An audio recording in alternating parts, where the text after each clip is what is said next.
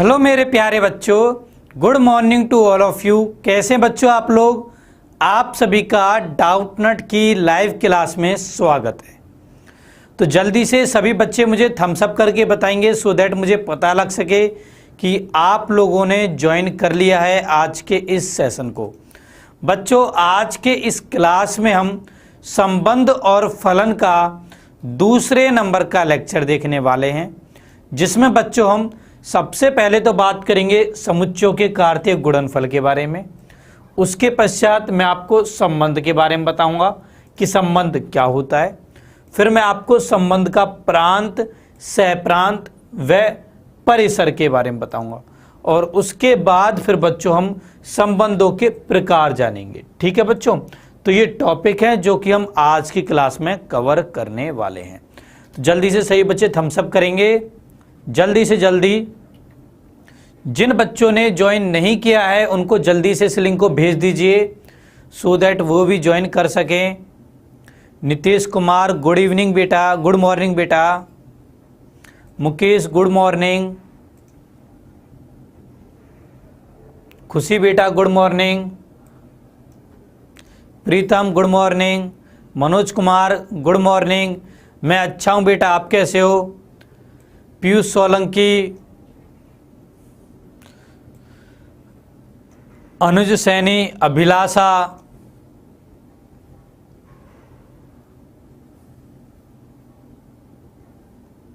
नीरज कुमार, आंचल सिंह। तो काफ़ी बच्चों ने हमें ज्वाइन कर लिया है। तो चलिए बच्चों आरंभ करते हैं आपकी आज की क्लास को।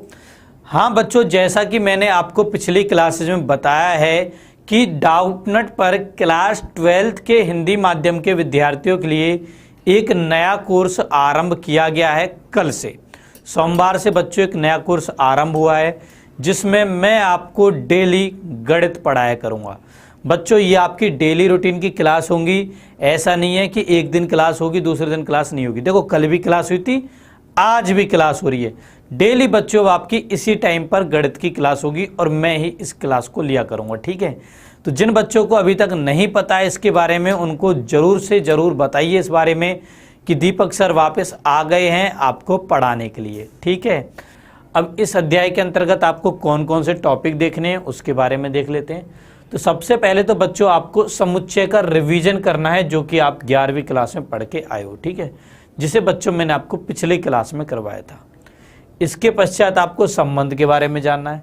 अब संबंध में सबसे पहले आपको समुच्चयों का कार्तीय गुणनफल देखना है, उसके बाद संबंध के बारे में जानना है, फिर आपको संबंध का प्रांत, सहप्रांत व परिसर के बारे में जानना है और फिर लास्ट में बच्चों आपको संबंधों के प्रकार जानने हैं। ठीक है, तो ये टॉपिक बच्चों आपको संबंध के अंतर्गत पढ़ने हैं। इसके पश्चात बच्चों आपको फलन के बारे में पढ़ना है। अब फलन में सबसे पहले तो आप समझोगे कि फलन होता क्या है, उसके पश्चात फलन का प्रांत, सहप्रांत व परिसर निकालना सीखोगे। उसके बाद बच्चों हम बात करेंगे फलनों के प्रकारों के बारे में, फिर हम फलनों का संयोजन देखेंगे, फिर बच्चों हम प्रतिलोम फलन के बारे में बात करेंगे। ओके, इसके बाद बच्चों एक लास्ट टॉपिक और रहेगा आपका जिसका नाम है द्विआधारी संक्रियाएं, इसको देखेंगे। ठीक है, तो इस तरीके से बच्चों आपका ये अध्याय चलने वाला है। अब आज की क्लास में बच्चों सबसे पहले तो मैं आपको समुच्चयों के कार्तीय गुणनफल के बारे में बताऊंगा। उसके पश्चात बच्चों मैं आपको संबंध के बारे में बताऊंगा कि संबंध क्या होता है। उसके पश्चात मैं संबंध का प्रांत, सहप्रांत व परिसर के बारे में बताऊंगा और फिर बच्चों मैं आपको संबंधों के प्रकार के बारे में बताऊंगा। ठीक है, तो इस तरीके से ये हमारी आज की क्लास चलने वाली है। तो देखा जाए तो वैसे भी ये टॉपिक 11वीं क्लास में ही दे रखे हैं, बट मैं इनको 12वीं क्लास में करवा रहा हूँ क्योंकि ये वेरी इंपॉर्टेंट टॉपिक है। यदि आपको ये टॉपिक अच्छे से नहीं आते होंगे तो फिर आप 12वीं में आगे बढ़िया प्रदर्शन नहीं कर पाओगे, आगे के टॉपिक आपको समझ में नहीं आएंगे। ठीक है, तो इन टॉपिकों को बच्चों ध्यान से सुनिएगा और समझिएगा। ठीक है, जो आपको आंसर आते हों उन्हें कमेंट सेक्शन में मुझे लिख के बताइएगा, मुझे भी अच्छा लगेगा ये देखकर। ठीक है, तो चलिए बच्चों अब स्टार्ट करते हैं आपकी आज की क्लास को। ठीक है, तो सबसे पहले समझते हैं क्रमित युग्म को कि क्रमित युग्म होते क्या है। ठीक है बच्चों, तो देखो यहाँ पर एक शब्द आया युग्म। युग्म का मतलब क्या होता है?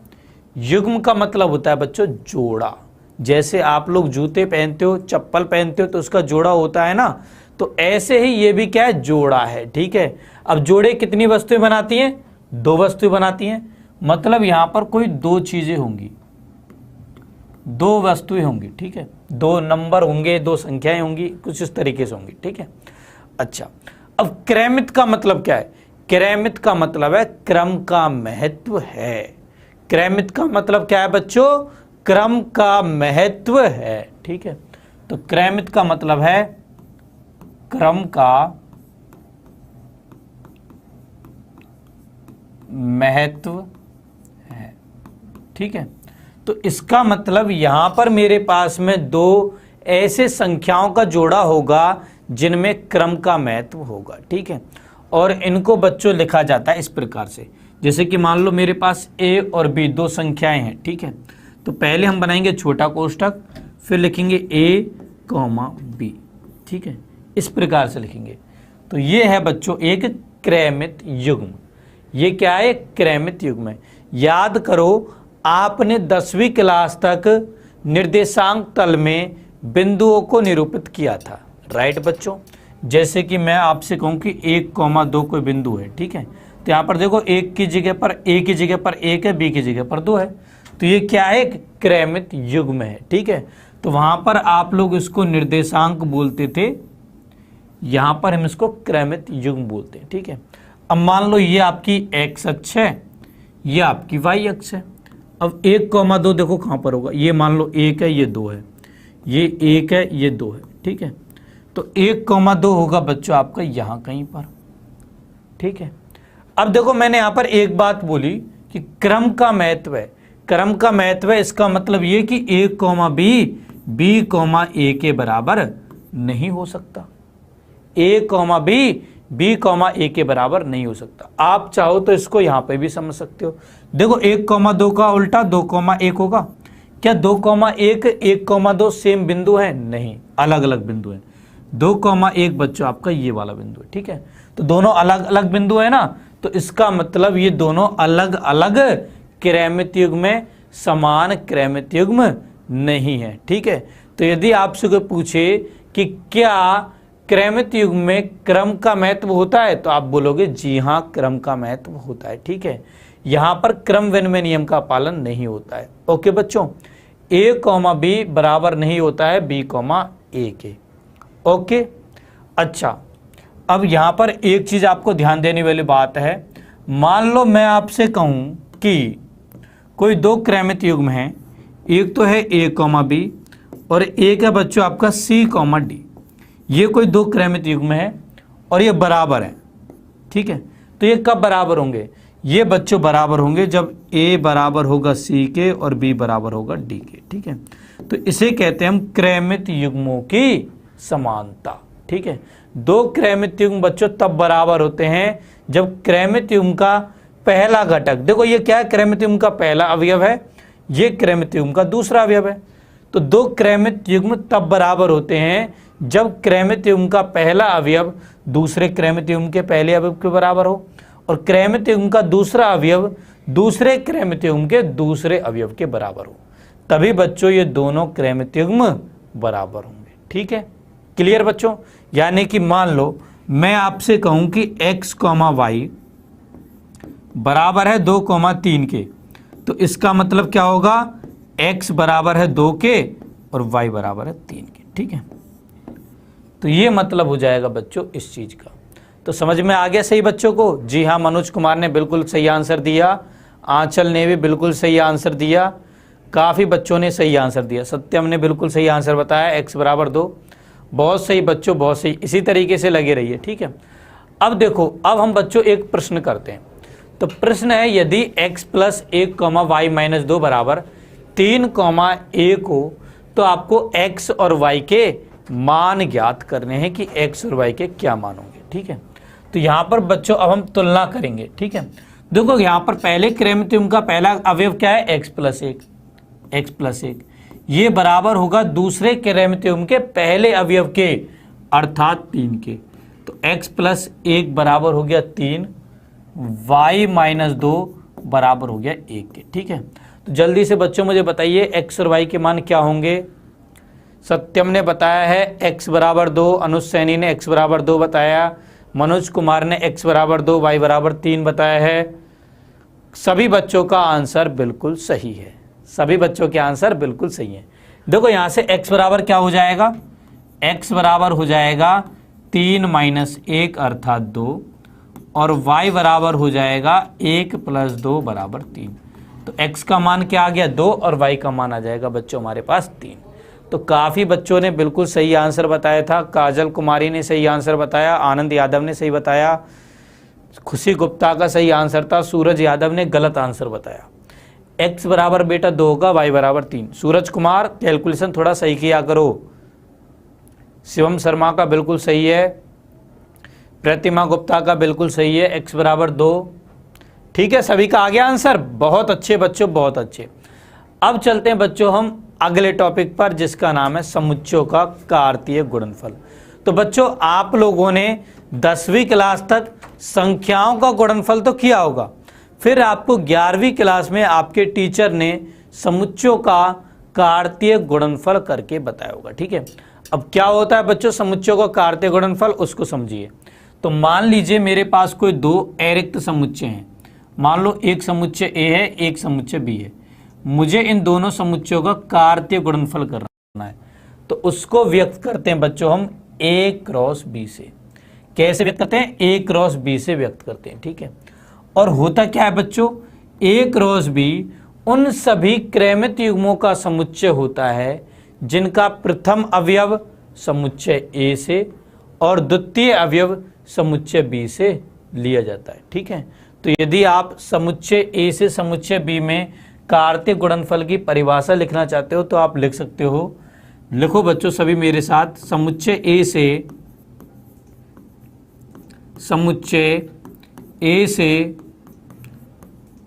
समुच्चय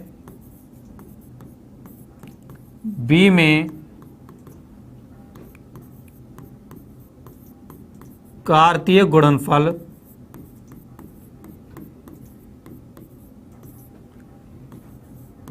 उन सभी क्रमित युग्मों का समुच्चय होता है जिनका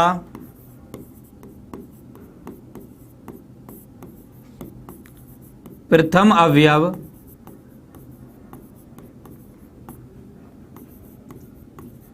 समुच्चय ए से तथा द्वितीय अवयव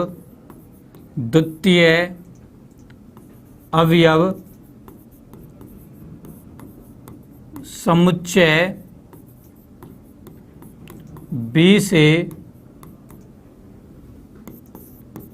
लिया जाता है। ठीक है, तो ये बच्चों समुच्चय ए से समुच्चय बी में कार्तीय गुणनफल की परिभाषा हो जाएगी। ठीक है, अब इसको बच्चों में एक उदाहरण द्वारा समझते हैं। ठीक है, उदाहरण की सहायता से मैं आपको समझाता हूं कि समुच्चयों के कार्तीय गुणनफल का मतलब क्या है। तो मान लो बच्चों मेरे पास समुच्चय ए है जिसके अंतर्गत मेरे पास कुछ व्यक्तियों के नाम है। मान लो एक है राम, ठीक है, एक है सीता। अच्छा, व्यक्तियों के नाम लिखने हैं ना यहाँ पे, तो व्यक्तियों के नाम लिखते हैं, सीता हटा देते हैं। राम, कृष्ण, ठीक है। उसके अलावा मैं ले लेता हूं चलो रहीम, ठीक है। और एक मैंने ले लिया मान लो राम, कृष्ण, रहीम, गोपाल। ये बच्चों मैंने 4 व्यक्ति ले लिए। ठीक है, अब मान लो ये कोई ए किसी परिवार का समुच्चय है, ठीक है, जिसमें 4 पुत्र हैं। मान लो ए कोई गुप्ताज है, गुप्ता परिवार आपने सुना है ना, तो गुप्ता परिवार में 4 लड़के हैं जिनके नाम है राम, कृष्ण, रहीम और गोपाल। अब गुप्ता परिवार ने शर्मा परिवार के साथ में अपने रिश्ते मजबूत करने की सोची। अब शर्मा परिवार में है 4 लड़कियां शर्मा। ठीक है, 4 लड़कियां हैं, उनके नाम क्या हैं? एक का नाम मान लो सीता है, एक का नाम राधा है, एक का नाम गीता है,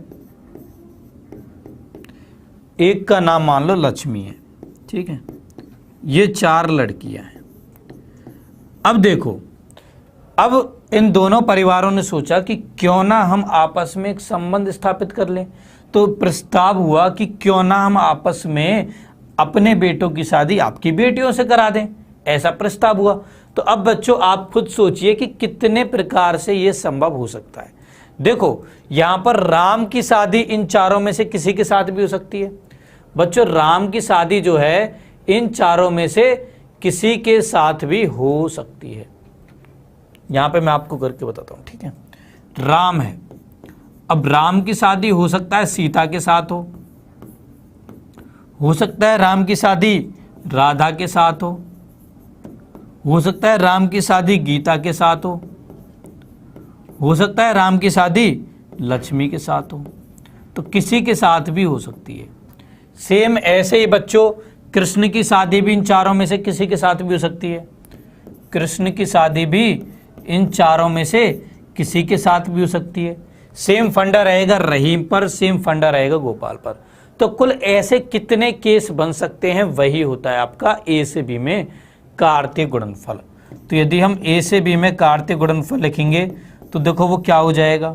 देखो, Ram for R, Krishna for K, Rahim for R H लिख देता हूं, चलो, गोपाल फॉर जी। ठीक है, Sita for S, Radha for R, Gita for G और लक्ष्मी फॉर एल। ठीक है, अब देखो राम की शादी सीता के साथ भी हो सकती है, राम की शादी राधा के साथ भी हो सकती है, राम की शादी गीता के साथ भी हो सकती है, राम की शादी लक्ष्मी के साथ भी हो सकती है। तो ऐसे जोड़े बन सकते हैं। उसके अलावा कृष्ण की शादी भी इनमें से किसी के साथ भी हो सकती है। के कॉमा एस भी हो सकता है, के कॉमा आर भी हो सकता है, के कॉमा जे भी हो सकता है और के कॉमा एल भी हो सकता है। इसी प्रकार रहीम की शादी भी इन 4 में से किसी के साथ भी हो सकती है। तो आर एच, रहीम की शादी सीता के साथ भी हो सकती है, रहीम की शादी राधा के साथ भी हो सकती है, रहीम की शादी गीता के साथ भी हो सकती है और रहीम की शादी लक्ष्मी के साथ भी हो सकती है। इसी प्रकार गोपाल की शादी भी इन 4 में से किसी के साथ भी हो सकती है। तो गोपाल की शादी सीता के साथ भी हो सकती है, गोपाल की शादी राधा के साथ भी हो सकती है, गोपाल की शादी गीता के साथ भी हो सकती है और गोपाल की शादी लक्ष्मी के साथ भी हो सकती है।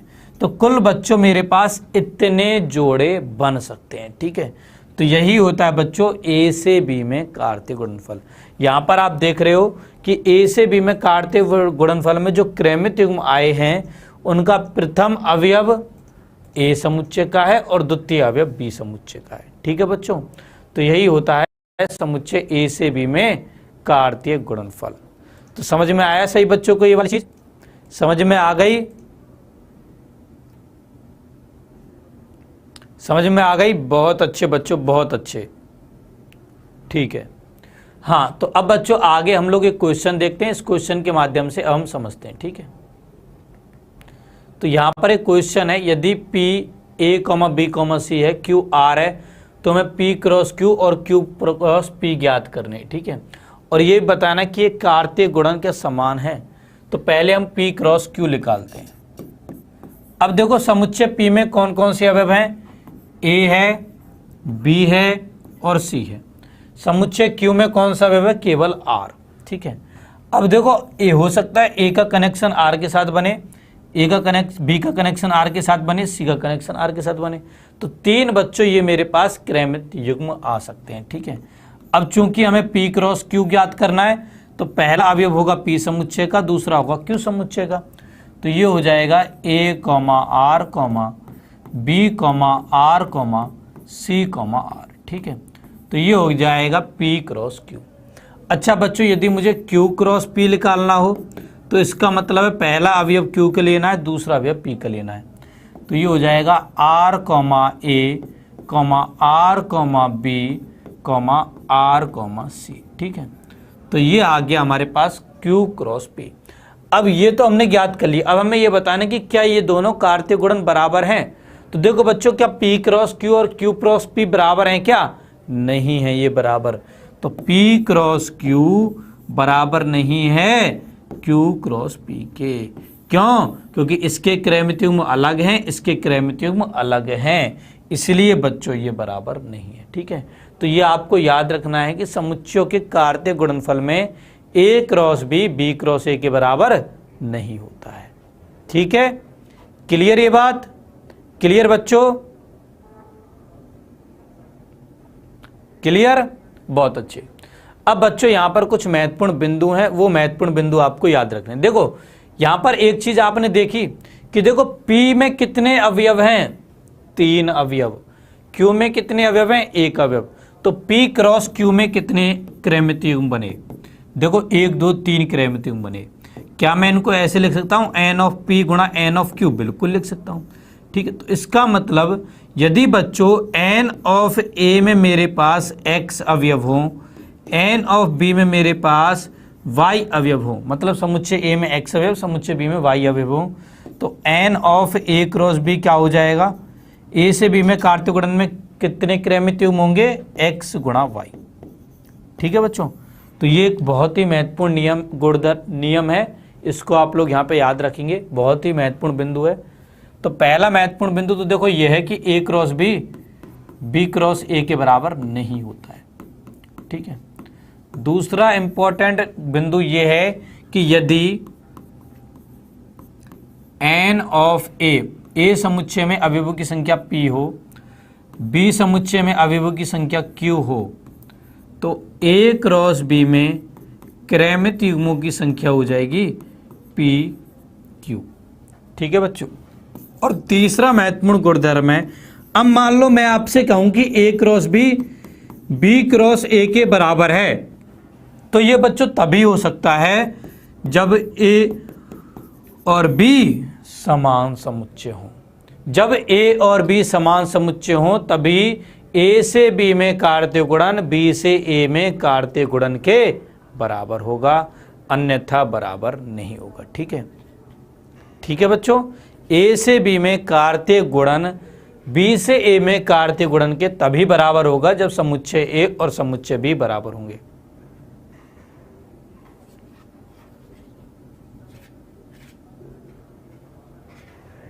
ठीक है, क्लियर ये बात? बहुत अच्छे। अब बच्चों समय हो गया है आज की पहली क्विज का, तो सभी बच्चे तैयार हो जाएंगे पहली क्विज के लिए। आपके सामने आ रहा है पहली क्विज का पहला प्रश्न, जो कि बच्चों ये है, यदि समुच्चय A में m अवयव हों, समुच्चय B में n अवयव हों, तो A क्रॉस B में अवयवों की संख्या कितनी होगी?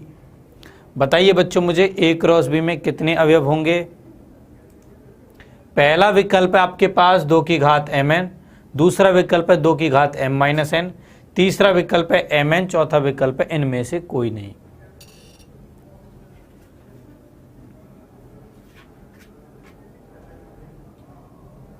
बच्चों आपका समय यहां पर होता है समाप्त।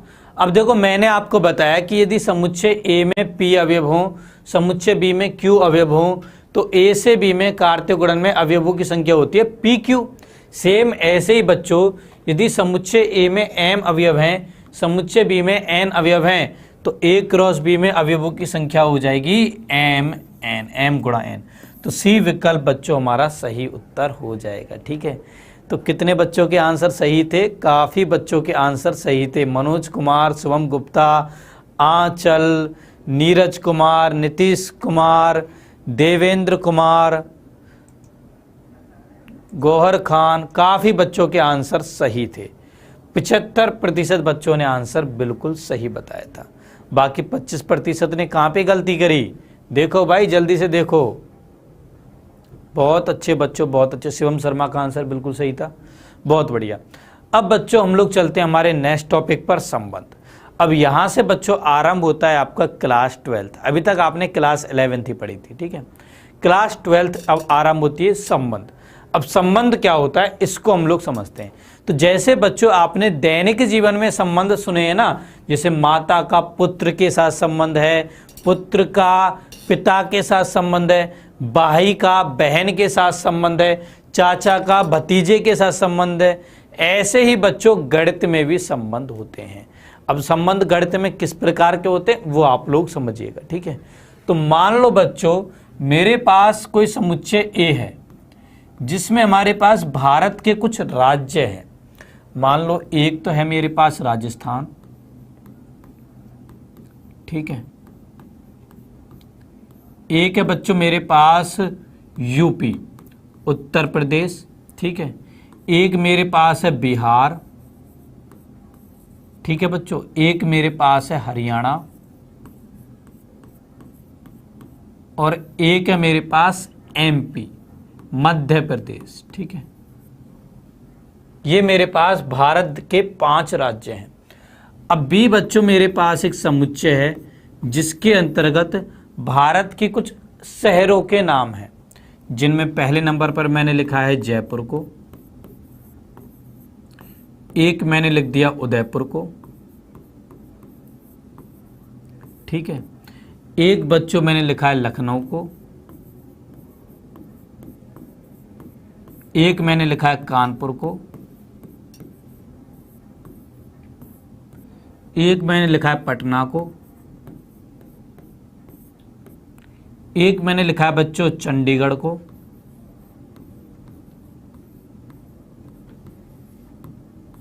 ठीक है। एक मैंने लिखा है भोपाल को, और चलो एक और लिख देता हूं इंदौर, ठीक है।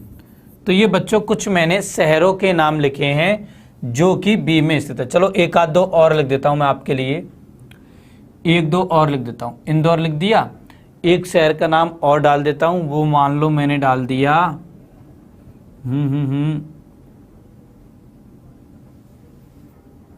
शिमला डाल दिया, चलो ठीक है शिमला। ओके बच्चों, तो ये मैंने भारत के कुछ शहरों के नाम लिखे हैं, ठीक है। अब देखो यदि मुझे समुच्चय ए से समुच्चय बी में कार्तीय गुणनफल निकालना हो तो वो क्या होगा, ए क्रॉस बी बराबर हो जाएगा मेरे पास, देखो राजस्थान। अब राजस्थान का कनेक्शन इनमें से किसी के साथ भी हो सकता है, ठीक है। तो देखो राजस्थान को मैं आर से व्यक्त कर रहा हूँ। देखो इसको मैं आर से करूँगा, इसको मैं यू से करूँगा, इसको मैं बी से करूँगा, इसको मैं एस से करूँगा, इसको मैं एम से करूँगा। ऐसे यहाँ पर इसको जे से, इसको उदयपुर तो यू से, लखनऊ तो एल से, कानपुर तो के से, पटना तो पी से, चंडीगढ़ तो सी से, भोपाल तो बी से, और कोई नहीं है ना बी से, ठीक है। शिमला तो एस से, इंदौर तो ई से, ठीक है। इस तरीके से बच्चों मैंने आई से, इंदौर को हम आई से व्यक्त करेंगे, ठीक है।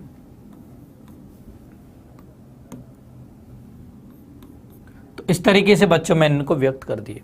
अब देखो राजस्थान का कनेक्शन इनमें से किसी के साथ भी हो सकता है, तो आर का कनेक्शन जे के साथ भी हो सकता है, आर का कनेक्शन यू के साथ भी हो सकता है, आर का कनेक्शन एल के साथ भी हो सकता है, आर का कनेक्शन के साथ भी हो सकता है, आर का कनेक्शन पी के साथ हो सकता है, आर का कनेक्शन सी के साथ हो सकता है, आर का कनेक्शन बी के साथ हो सकता है, आर का कनेक्शन एस के साथ हो सकता है, आर का कनेक्शन आई के साथ हो सकता है, ठीक है। सेम ऐसे ही बच्चों यही चीज चलेगी यू के ऊपर, तो यू का जे के साथ, यू का यू के साथ, यू का एल के साथ, यू का के साथ, यू का पी के साथ, यू का सी के साथ, यू का बी के साथ, यू का एस के साथ और यू का आई के साथ हो सकता है। सेम यही चीज़ चलेगी बच्चों आपकी बिहार पर, तो बी का जे के साथ, बी का यू के साथ, बी का एल के साथ, बी का के साथ, बी का पी के साथ, बी का सी के साथ, बी का बी के साथ, बी का एस के साथ और बी का आई के साथ हो सकता है, ठीक है। सेम बच्चों चलेगी आपकी एच पर, तो एच का जे के साथ, एच का यू के साथ, एच का एल के साथ, एच का के साथ, एच का पी के साथ, एच का सी के साथ, एच का बी के साथ, एच का एस के साथ और H का I के साथ हो सकता है, ठीक है। इसी प्रकार M का देखो, M का J के साथ भी हो सकता है, M का U के साथ भी हो सकता है, M का L के साथ भी हो सकता है, M का K के साथ भी हो सकता है, M का P के साथ भी हो सकता है, M का C के साथ भी हो सकता है, M का B के साथ भी हो सकता है, M का S के साथ भी हो सकता है और M का I के साथ भी हो सकता है, ठीक है। तो ये बच्चों हमारे पास A से B में कार्तीय गुणनफल आ जाएगा। देखो कितने अवयव होने चाहिए थे, 5 गुणा 2 4 2 6 7 और 2 9 पढ़म 45 होने चाहिए थे। गुनो आप लोग इनको 45 ही हैं, ठीक है। ये 45 ही मेरे पास क्रमित युग्म है, ठीक है बच्चों। तो ये मेरे पास आ गया A क्रॉस B। अब देखो संबंध R क्या होता है, देखो संबंध R में क्या होगा बच्चों, संबंध R में समुच्चय A के अवयव समुच्चय B के अवयव से किसी एक नियम द्वारा जुड़े होंगे, किसी एक रिश्ते द्वारा जुड़े होंगे। जैसे आप अपनी माता जी से किसी रिश्ते से जुड़े हुए हो ना, आप अपनी बहन से या बड़े भाई से या किसी और रिलेटिव से किसी रिश्ते के द्वारा जुड़े हुए हो। सेम ऐसे ही बच्चों यहाँ पर समुच्चय A और समुच्चय B किसी रिश्ते द्वारा जुड़े होते हैं। जैसे कि मान लो मैं एक रिश्ता कहता हूँ, रिश्ता मतलब R, ठीक है, रिलेशन। अब मान लो मैं एक रिलेशन कहता हूँ, रिलेशन क्या है, रिलेशन बच्चों ये है कि A समुच्चय के अंदर तो क्या है हमारे पास राज्य है और B समुच्चय के अंदर कोई हमारे पास में देश की सिटी है, ठीक है, शहर है। अब मैं आपसे कहता हूं कि B के अंदर उन सभी सिटियों या शहरों का कनेक्शन करो जो कि समुच्चय A की राजधानी है। इसका मतलब मैं बच्चों एक संबंध R इस प्रकार से स्थापित कर रहा हूं जिसमें A, B के क्रमित युग्म है, जहां पर A समुच्चय A का अवयव है, B समुच्चय B का अवयव है और B जो है वो A की राजधानी है, ठीक है, कैपिटल है, ठीक है बच्चों। ये मैंने एक संबंध स्थापित कर दिया समुच्चय A और समुच्चय B के अंतर्गत कि भाई समुच्चय B में जो शहर हैं वो समुच्चय A की राजधानी है। ये मैंने एक संबंध स्थापित कर दिया, ठीक है। अब यदि बच्चों हम यहां पर देखें तो ये संबंध हो जाएगा हमारे पास, देखो क्या, देखो बच्चों राजस्थान की राजधानी क्या है, जयपुर, जयपुर है। तो एक R का कनेक्शन आ जाएगा J के साथ, तो एक क्रमित युग्म तो आ गया R, J। देखो पहला अवयव मुझे समुच्चय A का लेना है, दूसरा अवयव समुच्चय B का लेना है, तो एक हो गया R, J।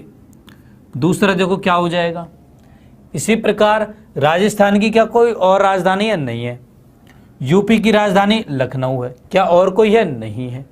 तो U का हो जाएगा L के साथ में कनेक्शन, ठीक है बच्चों। इसी प्रकार अगला है बिहार। अब बिहार की होती है पटना, तो B का हो जाएगा P के साथ, ठीक है। इसी प्रकार अगला देखो क्या है, अगला है हरियाणा। अब हरियाणा की राजधानी क्या होती है, चंडीगढ़, तो H का हो जाएगा C के साथ, ठीक है। अब इसी प्रकार अगला है MP, मध्य प्रदेश। मध्य प्रदेश की राजधानी होती है भोपाल, तो M का हो जाएगा B के साथ में कनेक्शन। कुछ रह गया क्या, कुछ नहीं रहा, ठीक है। तो ये बच्चों मेरे पास में एक संबंध आ गया, एक कनेक्शन आ गया समुच्चय A और समुच्चय B के अवयवों के बीच में। और वो कनेक्शन क्या है, वो रिश्ता बच्चों ये है कि B A की राजधानी है। तो इसी को बच्चों हम गणित में संबंध कहते हैं, ठीक है। अब देखो एक संबंध तो ये हुआ, मान लो मैं और दूसरे कनेक्शन से इनको जोड़ता। मान लो बच्चों मैं ये कहता कि मेरे पास एक ऐसा संबंध है जिसमें A, B के रूप में क्रमित युग्म है, जहां A समुच्चय A का अवयव है, B समुच्चय B का अवयव है। अब यहां पर B A का एक शहर है,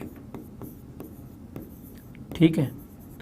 मतलब B के अंदर जो शहर दिए हुए हैं वो राज्य किस राज्य के हैं ये आपको बताना है, ठीक है। तो देखो राजस्थान के कौन कौन से शहर हैं, एक तो जयपुर है, एक उदयपुर है। तो राजस्थान का किससे कनेक्शन हो जाएगा, राजस्थान का कनेक्शन हो जाएगा एक तो जयपुर के साथ और एक हो जाएगा उदयपुर के साथ। क्या किसी और के साथ हो सकता है क्या? देखो किसी और के साथ हो सकता है, नहीं हो सकता, और कोई राजस्थान के अंदर नहीं आते। ऐसे यूपी के अंदर लखनऊ भी आता है, कानपुर भी आता है, तो यूपी का एल और के के साथ हो जाएगा, तो यू का एल के साथ भी होगा और यू का के साथ भी हो जाएगा। सेम ऐसे ही बच्चों आगे हम बात करें बिहार की, तो बिहार का यहाँ पर केवल एक ही शहर है, वो है पटना, तो बी का हो जाएगा पी के साथ में संबंध। ठीक है, इसी प्रकार हरियाणा के कौन कौन से शहर हैं? अब हरियाणा का देखो केवल चंडीगढ़ है और कोई शहर नहीं है। ठीक है, वैसे बच्चों यदि हम देखें तो चंडीगढ़ ना तो हरियाणा में गिना जाता है ना ही पंजाब में गिना जाता है, वो एक केंद्र शासित प्रदेश है।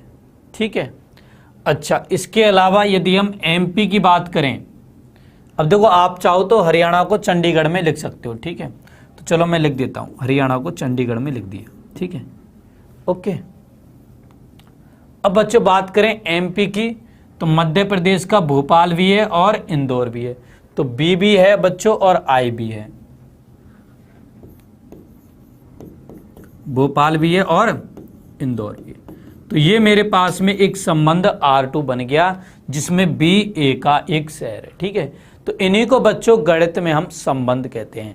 अर्थात संबंध क्या होता है? संबंध R बच्चों एक इस प्रकार के क्रमित युग्मों का समुच्चय होता है जिसमें मान लो ए समुच्चय ए का लिया जा रहा है, बी अवयव समुच्चय बी का लिया जा रहा है, और समुच्चय ए का अवयव समुच्चय बी के अवयव से किसी संबंध द्वारा जुड़ा हो। ठीक है, तो इस तरीके से बच्चों हम किसी संबंध को निरूपित करते हैं। ठीक है, ये होता है बच्चों गणित में संबंध। ओके, समझ में आया सही बच्चों को संबंध क्या होता है? संबंध समझ में आ गया बच्चों आपको? कमेंट सेक्शन में मुझे लिख के बताइए जल्दी से। देखो वेरी इंपॉर्टेंट चीज है ये, यदि आपको संबंध समझ में नहीं आया होगा तो आगे आपको दिक्कत होगी। संबंध समझ में आ गया सही बच्चों को?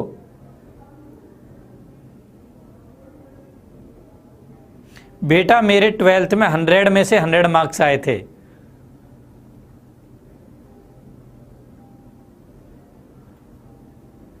क्लियर है? बहुत अच्छे। अब बच्चों हम लोग संबंध को कार्तीय गुणनफल के उपसमुच्चय के रूप में देखते हैं। ठीक है, तो देखो यहां पर आपने A क्रॉस B निकाला और यहां पर आपने संबंध निकाला। ठीक है, देखो बच्चों संबंध R1 में जो भी क्रमित युग्म है क्या वो A क्रॉस B में है? बिल्कुल है। देखो R, J है, U, L है, B, P है, उसके अलावा और कौन से थे? H, C, M, B। तो देखो H, C भी है, M, B भी है।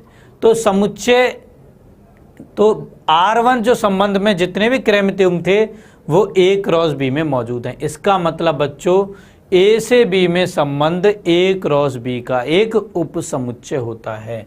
तो R जो होता है ना वो उपसमुच्चय होता है A क्रॉस B का।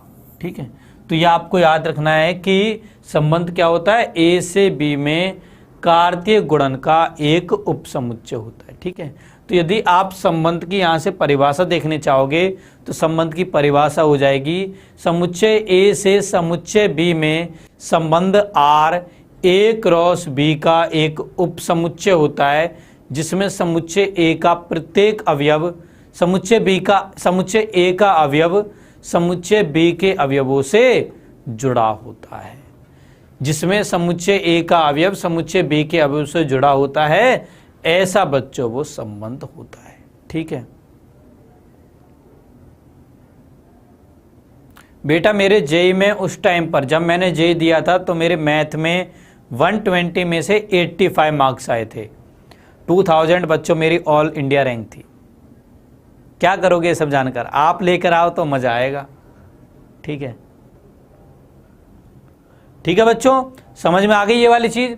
अब बच्चों हम बात करते हैं कुल संबंधों की संख्या की। ठीक है, तो देखो अभी मैंने आपको बताया कि समुच्चय ए से समुच्चय बी में संबंध ए क्रॉस बी के उपसमुच्चयों की संख्या होती है। ठीक है, अब मान लो मेरे पास समुच्चय ए में m अवयव हैं और समुच्चय बी में n अवयव है। ठीक है, तो ए क्रॉस बी में कितने अवयव होंगे? कितने क्रमिक युग्म होंगे बच्चों? m गुणा n होंगे। अब मैं कह रहा हूं कि a से b में संबंध a क्रॉस b का एक उपसमुच्चय होता है। अब बच्चों मैंने आपको कल की क्लास में बताया था कि यदि किसी समुच्चय में p अवयव हों तो उसके कितने उपसमुच्चय बनते हैं? 2 की घात p। तो यदि a क्रॉस b में mn अवयव हैं तो उसके कितने उपसमुच्चय बनेंगे? 2 की घात mn। यही होती है बच्चों आपकी समुच्चय a से समुच्चय b में संबंधों की संख्या। तो समुच्चय a से b में संबंधों की संख्या जो होगी वो बराबर हो जाएगी 2 की घात mn के। ठीक है बच्चों, अब इसको एक उदाहरण द्वारा समझते हैं। तो मान लो ये मेरे पास एक उदाहरण है। मान लीजिए समुच्चय a में 3 अवयव हैं, समुच्चय b में 2 अवयव हैं। तो a से b में हमें संबंधों की संख्या ज्ञात करनी है। तो बच्चे मुझे आंसर बताइए सभी जल्दी से जल्दी क्या होंगे। देखो n ऑफ a में कितने हो गए? 3। n ऑफ b में हमारे पास 2 अवयव हो गए। तो a क्रॉस b में कितने क्रमिक युग्म होंगे? a क्रॉस b में हो जाएंगे 3 गुणा 2 बराबर 6। तो संबंधों की संख्या कितनी हो जाएगी? संबंधों की संख्या बराबर हो जाएगी 2 की घात n गुणा a क्रॉस b, अर्थात 2 की घात 6 के बराबर। तो ये हो जाएगा मेरे पास 2 दूनी 4 दूनी 8 दूनी 16 दूनी 32 दूनी 64। कितने संबंध हो जाएंगे बच्चों? 64 संबंध हो जाएंगे। तो जैसा कि मुझे आंसर दिख रहे हैं बच्चों के, जतिन, मनोज कुमार, लखनी, सबके आंसर बिल्कुल सही हैं।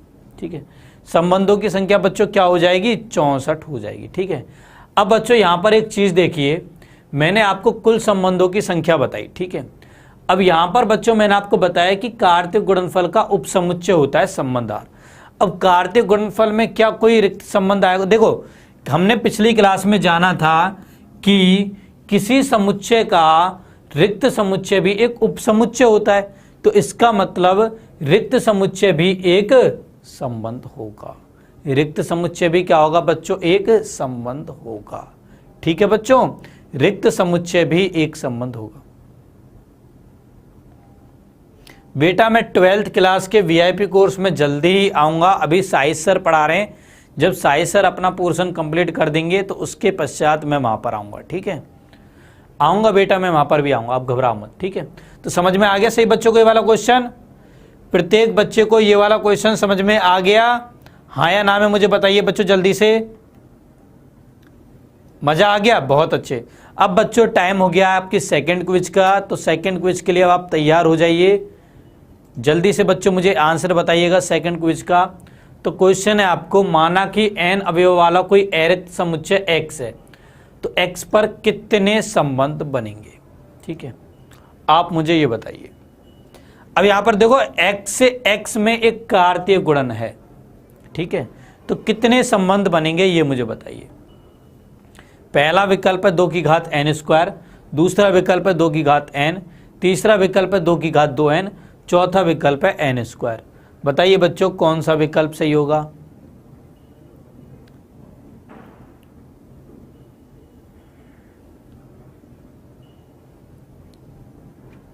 बच्चों आपका समय होता है यहाँ पर समाप्त। अब देखते हैं इनके आंसर। तो n अवयव वाला एक समुच्चय x है। ठीक है, अब देखो x में कितने अवयव हैं? n। तो x क्रॉस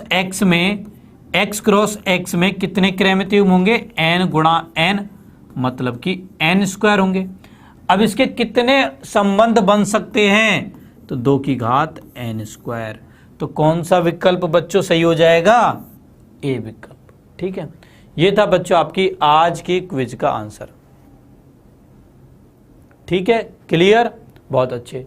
अब बच्चों हम लोग अगले टॉपिक पर चलते हैं। अगला टॉपिक है संबंधों का निरूपण। अब बच्चों संबंधों को हम 3 प्रकार से निरूपित करते हैं। एक तो है रोस्टर रूप, एक है समुच्चय निर्माण रूप, और एक है बच्चों आपका तीर आरेख। ठीक है, इन 3 तरीकों से बच्चों हम संबंध को निरूपित करते हैं। जैसे कि मान लो मेरे पास समुच्चय ए है जिसके अंदर अवयव है मेरे पास 1 2 3 4 5 6 ये। ठीक है, अब मेरे पास समुच्चय ए से ए में एक संबंध आर इस प्रकार से है, ठीक है, कि जो मेरे पास इस प्रकार से संबंध लगा लो कि जिसमें ए कॉमा बी के रूप में क्रमित युग्म है, ए और बी दोनों ए समुच्चय के अवयव हैं, ठीक है, और ए बराबर किसके है, बी स्क्वायर के, ठीक है। ये मेरे पास एक संबंध है, ठीक है बच्चों। तो देखो ये मैंने एक संबंध लिखा। अब ये बच्चों कौन सा रूप है, किस रूप में मैंने इसको लिखा, तो यहां पर देखो मैंने संबंध को एक परिभाषा के रूप में लिखा है। संबंध को मैंने किस रूप में लिखा है, परिभाषा के रूप में लिखा है। और परिभाषा के रूप में किस रूप में लिखा जाता है, समुच्चय निर्माण रूप में। तो ये तो हो जाएगा इसका समुच्चय निर्माण रूप, समुच्चय निर्माण रूप। अब मैं इसको रोस्टर रूप में लिखता हूं। तो रोस्टर रूप में क्या करते हैं, हम समुच्चय के अवयवों को कॉमा से अलग अलग करते हैं। तो यहां पर देखो a बराबर बी स्क्वायर है। अब यदि मैंने b का मान 1 लिया तो a का मान 1 आ जाएगा। तो एक तो हो गया 1,1। b का मान मैंने 2 लिया तो a का मान 4 आ जाएगा। तो ये हो जाएगा 4,2। b का मान मैं 3 लूंगा, a का मान 9 आएगा, जो कि यहाँ पर नहीं है। तो और कोई भी अवयव नहीं होगा। तो ये मेरे पास बन गया बच्चों r, ठीक है। तो ये संबंध r है। अब ये कौन सा रूप हो गया, ये हो गया आपका रोस्टर रूप, ठीक है। अब तीर आरेख रूप क्या है, तो देखो बच्चों ये हमारे पास समुच्चय A है, ये भी हमारे पास समुच्चय A है, ठीक है। इसमें है 1 2 3 4 5 6, इसमें भी है 1 2 3 4 5 6। अब देखो एक किससे जुड़ा हुआ, एक से। तो इस तरीके से बच्चों हम एक तीर बनाते हैं। जैसे आपने महाभारत रामायण में देखा होगा ना कि अर्जुन कर्ण पर तीर छोड़ता था, भगवान राम रावण पर तीर छोड़ते थे। ऐसे ही ए समुच्चय के अवयव ने ए समुच्चय के अवयवों पर एक तीर छोड़ दिया, ठीक है। तो 1 से 1 में हो गया संबंध। 1 है 4 का 2 में, तो 4 से 2 की तरफ एक तीर छोड़ दिया। तो ये हो गया बच्चों आपका तीर आरेख द्वारा निरूपण, ठीक है। क्या हो गया बच्चों, ये आपका तीर आरेख द्वारा निरूपण हो गया, ठीक है। तो इस प्रकार से संबंधों का निरूपण किया जाता है, ओके। रोस्टर रूप से भी, समुच्चय निर्माण रूप से भी, और तीर आरेख द्वारा भी, ठीक है। अब बच्चों अगला टॉपिक है हमारा संबंध का प्रांत। प्रांत क्या होता है, ठीक है। तो संबंध का प्रांत होता है आर। बच्चों देखो आपको क्या होता है, आर होता है आपका a, b, जहां पर a होता है आपका a समुच्चय का अवयव, b होता है आपका b समुच्चय का अवयव। मान लो a से b में हमें संबंध r है, ठीक है। तो इस r का प्रांत होगा क्रमित युग्मों के प्रथम घटकों का समुच्चय। r का प्रांत क्या होगा, क्रमित युग्मों के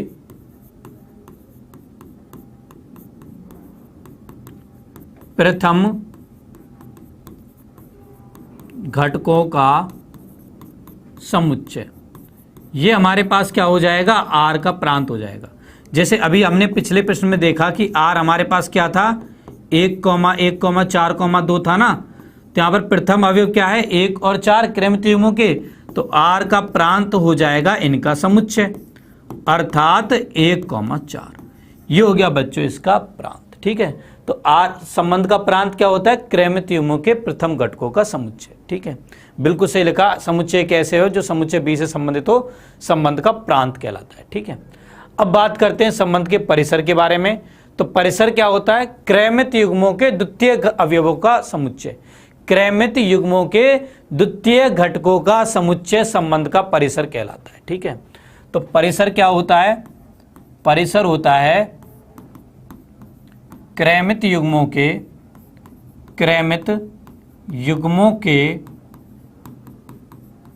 द्वितीय घटकों का समुच्चय। जैसे बच्चों हमने एक आर अभी देखा था, आर बराबर 1,1, 4,2। तो यहां पर द्वितीय घटक क्या थे, क्रमित युग्मों के 1 और 2। तो इनका जो समुच्चय बनेगा वो हमारा क्या होगा, वो बच्चों हमारा परिसर होगा, ठीक है। वो हमारा परिसर होगा। तो आर का परिसर हो जाएगा 1,2, ठीक है। तो इस तरीके से बच्चों हम संबंध का प्रांत और परिसर निकालते हैं। अब इसके बाद बच्चों संबंध का सहप्रांत। तो जो आपका समुच्चय बी था, समुच्चय बी जो है बच्चों, वो संबंध का सहप्रांत होता है, ठीक है। ये होता है सहप्रांत। तथा इसके अलावा यहाँ पर एक इम्पोर्टेंट बात है। इम्पोर्टेंट बात यह है कि संबंध का जो परिसर होता है वो सहप्रांत का उपसमुच्चय होता है। ठीक है, संबंध का परिसर सहप्रांत का उपसमुच्चय होता है। ठीक है बच्चों, तो ये टॉपिक थे जो कि हमने आज की क्लास में डिस्कस किए। अब बच्चों ये क्वेश्चन है, इसको आप होमवर्क के तौर पर लिखिए। आपको इसमें संबंध को रोस्टर रूप में लिखना है और इसके प्रांत और परिसर ज्ञात करने हैं। ठीक है बच्चों, रोस्टर रूप में लिखना है और इसको प्रांत और परिसर आपको ज्ञात करने। चलो इसको मैं ही करा देता हूं, चलो क्या आप करोगे। ठीक है, तो देखो हमारे पास आर क्या बनेगा, रोस्टर रूप में लिखना है, मतलब अवयवों को कॉमा से अलग अलग करना है। अब यहां पर x क्या है, 4 से कम एक प्राकृत संख्या। अब 4 से कम प्राकृत संख्या कौन कौन सी होगी, 1, 2 और 3। ठीक है, तो x के मान मुझे पता लग गए। अब जब मैंने x बराबर 1 रखा, y का मान मिल जाएगा 6, तो ये हो गया 1,6, अगला हो गया 2,7, अगला हो गया 3,8।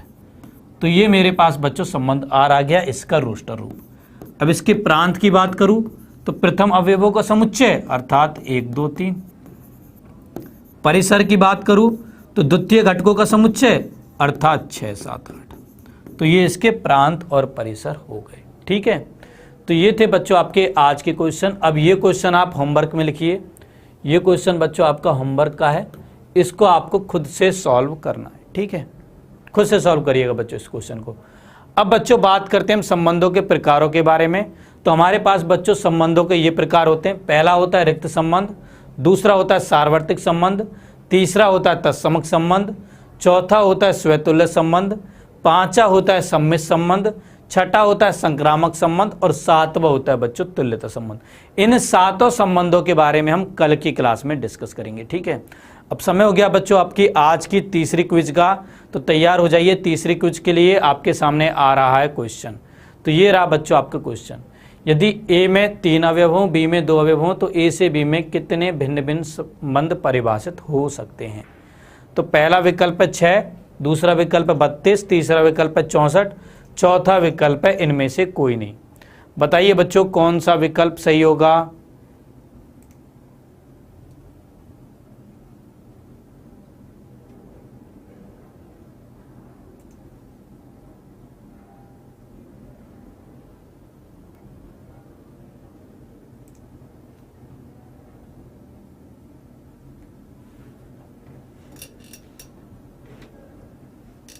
बच्चों आपका समय यहाँ पे समाप्त हो गया।